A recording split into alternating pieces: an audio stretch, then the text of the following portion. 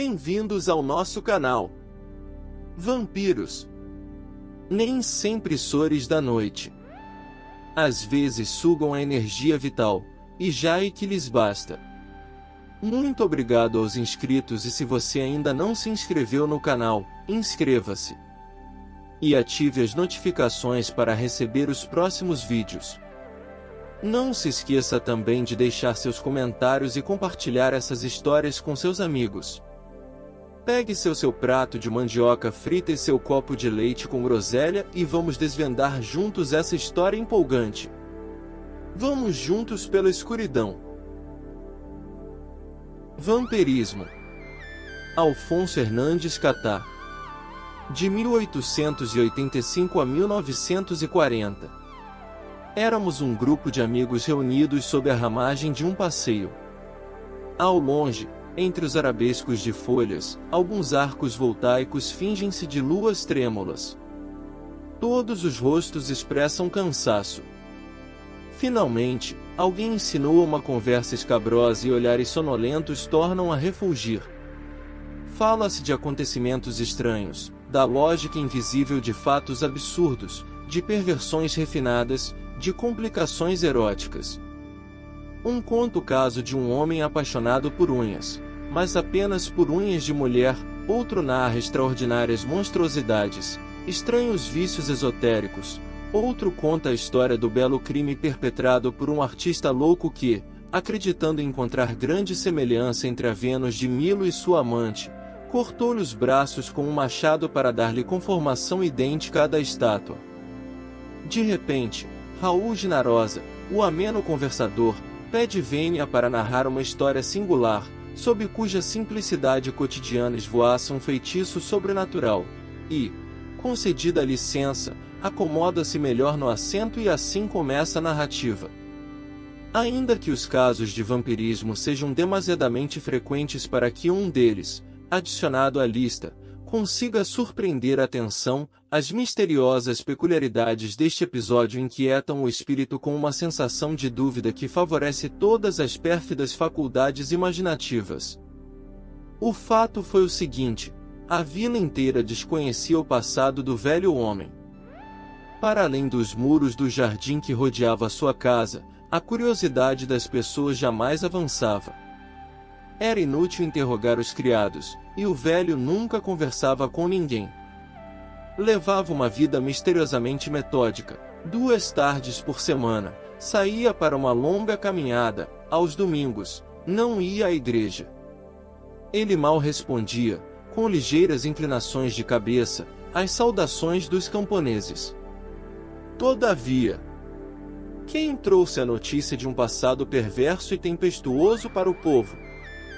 Foi a filha de algum acontecimento conhecido, ou de fantasia popular estimulado por uma curiosidade insatisfeita? A origem não pôde ser determinada, mas foi dado como certo que o velho havia tido, outrora, 2 esposas, e que ambas haviam morrido aos poucos, vítimas de uma doença desconhecida. Os pedantes da vila falavam vagamente de uma história remota em que as expressões corrupção e sadismo ocupavam um lugar impreciso. A princípio, esses rumores se espalharam virulentamente. Mais tarde, o tempo foi adormecendo a curiosidade, e o mistério deixou de ser ou de parecer-se como tal, porque só os seres seletos são capazes de cultivar o mistério cotidiano. No início da primavera, a vila soube, pelos criados, da doença do velho e da pronta chegada de sua sobrinha, a cujos cuidados prometia-se o restabelecimento de sua saúde. Certa tarde, o velho criado foi à pousada um momento antes de perceber o trote rápido das mulas na curva da estrada. Soaram eloquentes os colares de cavalgadura, estalou o imperativo chicote do cocheiro. Quando o carro parou, dele desceu uma jovem que falou alguns instantes com o criado e acompanhou-o pela vereda que levava à quinta. Sob a varanda da pousada, os camponeses faziam comentários. É a sobrinha do senhor. Fresca como uma flor da manhã, e bonita e saudável. Ninguém acreditaria que é da cidade. Olha que não buscaram uma má enfermeira.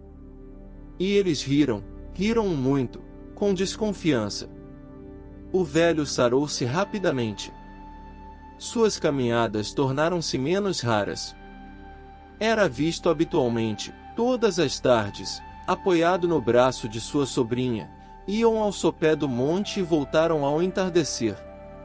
Assim, passou-se algum tempo, brotos nas árvores, galhos verdes, frutos maduros, depois, folhas secas arrastadas, entre a poeira das estradas, pelos ventos de outubro.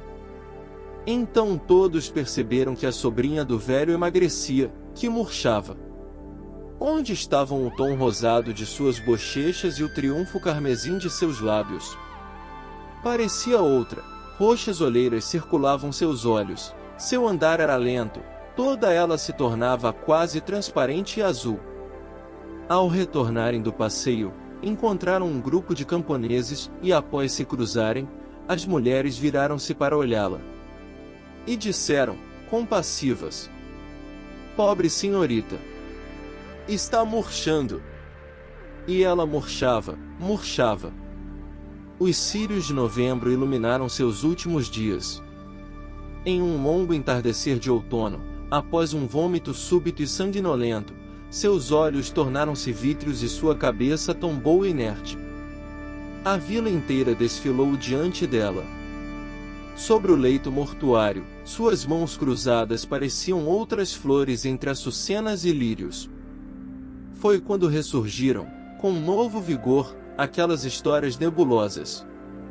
O povo, farejando um mistério, um crime, quis vingar-se do velho. As autoridades tiveram de intervir e os médicos legistas se prepararam para realizar a autópsia. Antes, porém, o velho, que todos acreditavam enlouquecido de dor ou medo, porque passava os dias chorando, com o rosto envolto numa camisa da morta, suicidou-se com um tiro na boca. A história termina aqui. E qual foi o resultado da autópsia? Perguntaram os presentes. Raul, deliciando-se em prolongar a tensão, ficou em silêncio por um momento, depois sorriu um sorriso ambíguo e, por fim, disse: "A jovem nada havia sofrido em sua virgindade, mas o estudo antropométrico do suicida acusou o queixo protuberante, os lábios extremamente finos, as aletas do nariz vibráteis e pavilhão auricular em riste." Esperamos que vocês tenham gostado do nosso conteúdo. Se você quiser mais conteúdo assustador, não deixe de se inscrever no nosso canal e ativar as notificações, para não perder nenhum vídeo novo. Agradecemos por assistir e se inscrever no nosso canal. Todos os dias temos novos vídeos. Até a próxima!